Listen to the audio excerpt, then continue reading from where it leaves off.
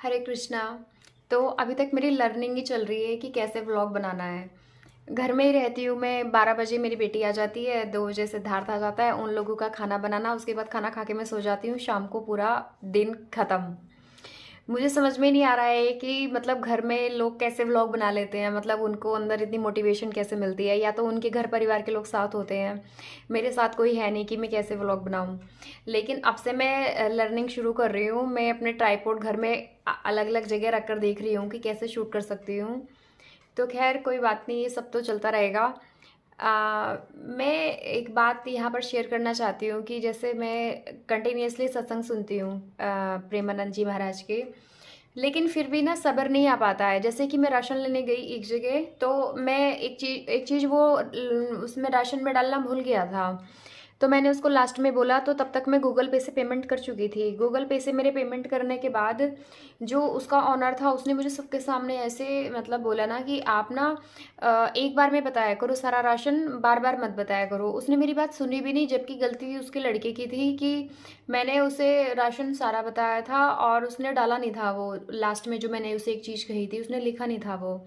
लेकिन यहाँ पर बात ये है कि जब हमसे कोई चिल्ला के बात करता है, तो तब हमें मतलब क्यों इतना बुरा लगता है। अब अगर हम जो लोग यहाँ पर कंटिन्यूअसली सत्संग सुनते हैं ना, वो इस चीज़ को समझ पाएंगे कि महाराज जी कहते हैं कि अपने आप को तुमने क्या मान रखा है, शरीर मान रखा है। इसी शरीर की वजह से ही तो सब कुछ बुरा लगता है कि हमारी बेइज्जती होगी 4 लोगों के बीच में, या उसने हमें ऐसे क्यों कहा। पूरे अगले दिन, पूरे रात दिन दिमाग में बात घूमती रहती है कि ऐसा क्यों हुआ, क्यों हुआ। मेरे को तो 1-2 दिन तक टाइम के साथ साथ मैं भूलती हूँ, वरना मेरे दिल पर जैसे चोट जैसे लगी रहती है कि उसने ऐसा बोल दिया, क्यों बोला।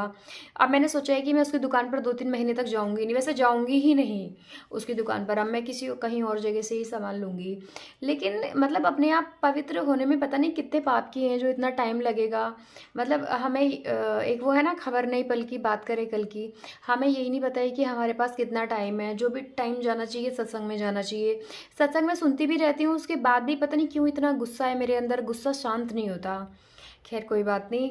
अब से मैं डेली प्रैक्टिस करूँगी व्लॉग बनाने की। पहले भी मैंने अपने व्लॉग में यही बोला है, पर मैं कर नहीं पाती हूँ क्योंकि मेरे हस्बैंड ना ज़्यादातर टाइम वो घर में ही रहते हैं। जब वो घर में रहते हैं ना, मेरे से ना बोला जाता है, ना मेरे से कुछ शूट होता है, मेरे से कुछ नहीं हो पाता है। अब वो गए हुए हैं तो मेरे से आराम से वीडियो बन पा रही है। खैर मैं अपनी पूरी कोशिश करूँगी वीडियो बनाने की, तो आप व्लॉग में मेरे साथ बने रहिए। उसके बाद मैं छत पर चली गई थी। दिन में मैं रिकॉर्ड नहीं कर पाई। छत पर जाने के बाद मैं बस ऐसे ही, मैं डेली माला जाप करती हूँ। मैं सोचती तो हूँ कि सुबह करूँगी, पर सुबह मेरे से पता नहीं क्यों बहुत सारा काम हो जाता है।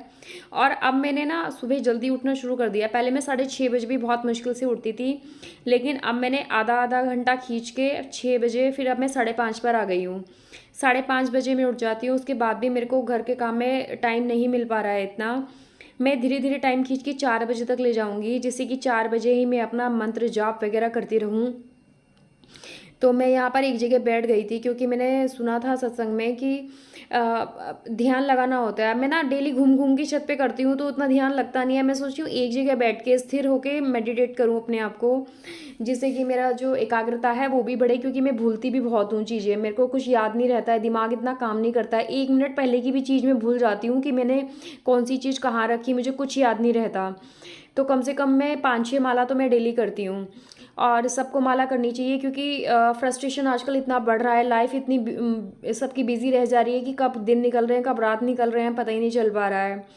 तो मतलब मैं अपनी तरफ से पूरी कोशिश करती हूँ कि मैं अपना डेली जाप करूँ। लेकिन मेरा ना एकादशी वाले दिन भी रह गया था। अभी कल परसों एकादशी जो हुई थी वो उस पर भी मैं नहीं कर पाई थी माला, जबकि एकादशी वाले दिन तो ज़्यादा करनी चाहिए। तो मैं यहाँ पर एक जगह बैठ के कर रही थी, और फर्स्ट टाइम मैंने ऊपर तो अब से मैं जो भी करूँगी वो सब कुछ आप लोग के साथ डिस्कस करूँगी। तो बस कल का मेरा डेली रूटीन यही था। तो उम्मीद करती हूँ आपको मेरा ये व्लॉग पसंद आएगा। हरे कृष्ण।